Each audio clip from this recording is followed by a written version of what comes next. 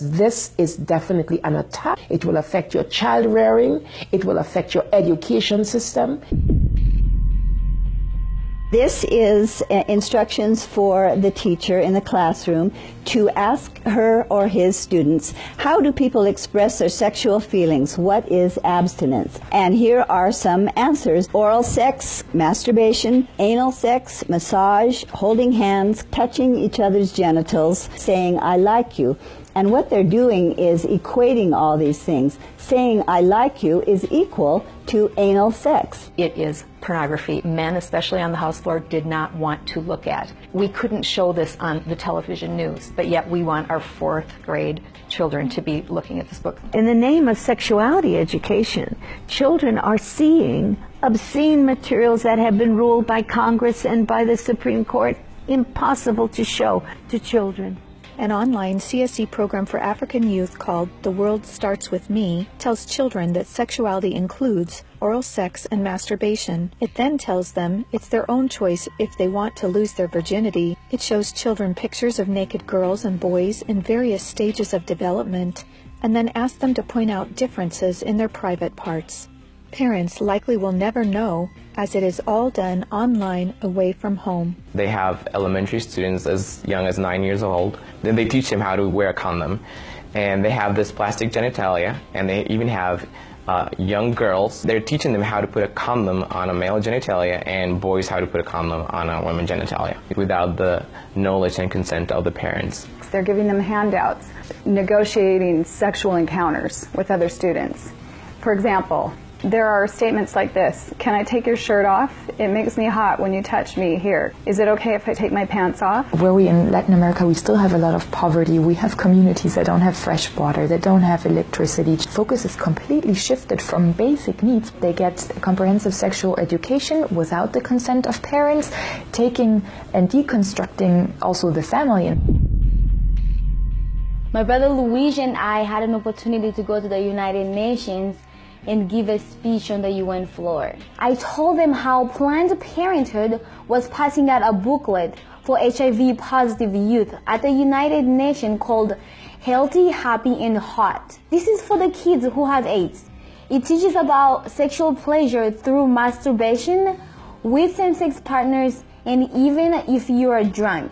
This pamphlet called Healthy, Happy and Hot tells young people that you have the right not to disclose your HIV status to a sexual partner if you're not comfortable. It also tells young people that are HIV positive that if they decide with their partner not to wear a condom, that's their decision. The World Health Organization standards for sexuality education in Europe actually suggest that children ages 0 to 4 should be given information about masturbation and given the right to explore their gender identities. For ages 4 to 6, children should be taught about same-sex relationships and respect for different norms regarding sexuality. The interests of organizations like UNFPA and IPPF is to get parents out of the picture and to radicalize and sexualize children. UNFPA has tried to convince my country to change our positions on issues such as reproductive rights and comprehensive sexuality education. Madam Chair, does the UNFPA think it can do this because Nauru is the smallest member state of the United Nations? The Nigerian government was actually told by the Western countries that if they do not give in, that they will be denied foreign aid.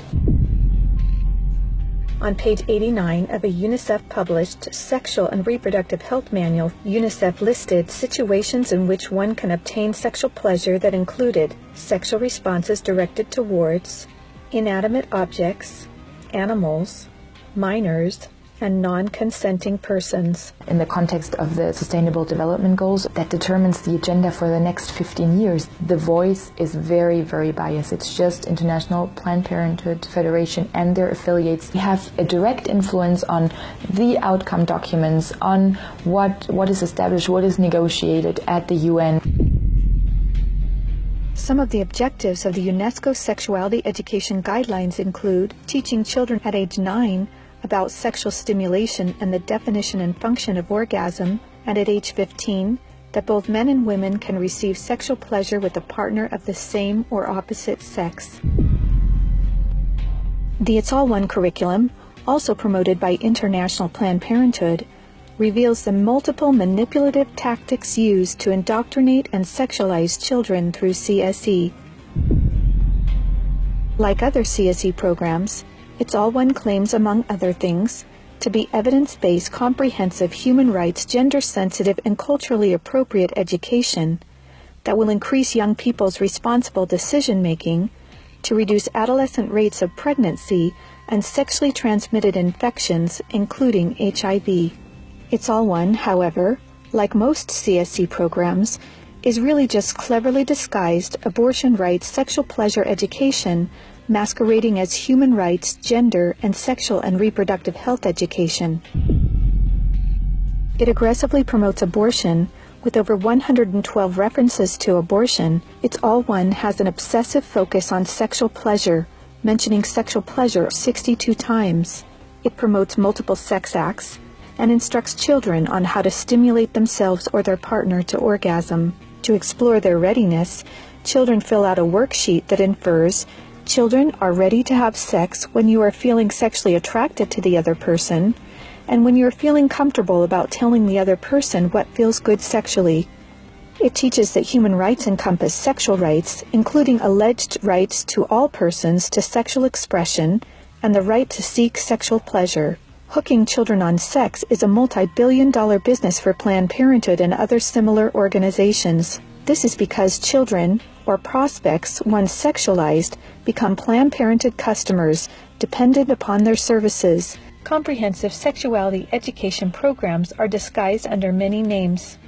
They may be called comprehensive sex or sexual education, education on human sexuality, reproductive health education, information on sexual and reproductive health, family life education, teen pregnancy prevention, rape prevention, anti-bullying programs, HIV/AIDS prevention, and sometimes even abstinence or abstinence plus education. CSE programs usually falsely claim to be age-appropriate, evidence-based, healthy sexuality education that will prevent teen pregnancy, sexual abuse, STDs, and HIV. One of the handouts that concerns me the most is called the Genderbread Person. They teach that gender is a spectrum, that you can choose to be whatever you want. You could be all female one day and the next day feel like you're neither female or male. Frankly, it's confusing. It's mental molestation. We're confusing these kids as to what they are. From a medical perspective, when sexual freedom is the priority, then sexual health is going to suffer. There are laws in Oregon where children as young as 15 can get taxpayer-funded sex changes without parental consent. You can't have an aspirin at school without parental consent. However, a student could make these life-altering, permanent decisions without their parental knowledge or consent. Sexual rights, sexual education movements began with Dr. Alfred C. Kinsey. Kinsey actually had pedophiles measure with a stopwatch how many children could achieve what he called orgasms within a 24-hour period. Today, comprehensive sexuality education is based on this philosophy that children are sexual from birth, created by Kinsey. Say no to CSE! Say no to CSE! We've got to stop it.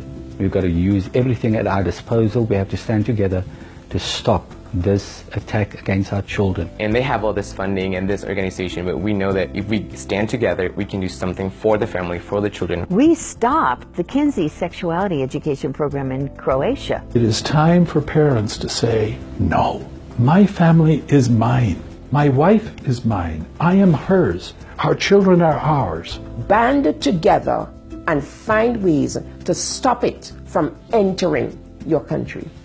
Men have to rise up, defend their family. On matters sexual, the fathers have got to stand up. Say, you have no place talking sexuality to my children. We resist it, even with our lives, because that's what life is all about. It's happening on our watch.